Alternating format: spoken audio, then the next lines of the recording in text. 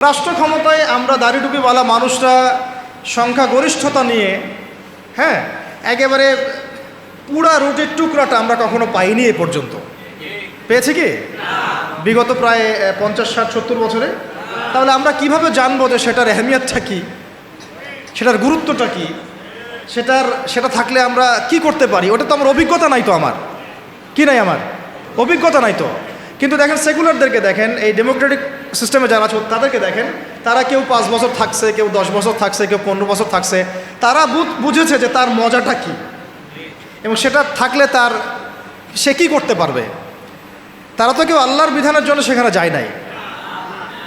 কেউ গিয়েছে ধরেন যে 10 বছর লুটপাট করেছে, জুলুম করেছে, দুর্নীতি করেছে, বিদেশে টাকা পাচার করেছে, যে মেয়েটাকে পছন্দ হয়েছে উঠায় নিয়ে আসছে, ঠিক আছে, চুরি করছে, ওই ক্ষমতা কাজে লাগায় সে হল দখল করছে, জমি দখল করছে, ব্যাংক দখল করছে, কোম্পানি দখল করছে।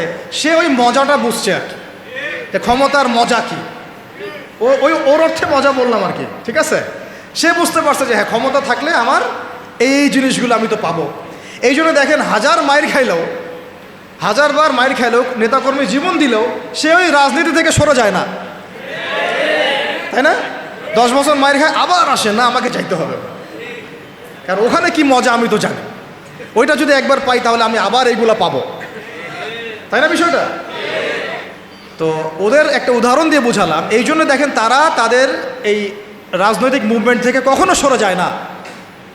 সরে যায় কখনো? যায়নি, যায় না, যাবেও না। কারণ তারা ওর অভিজ্ঞতা অর্জন করেছে, তারা ওর মজাটা বুঝেছে।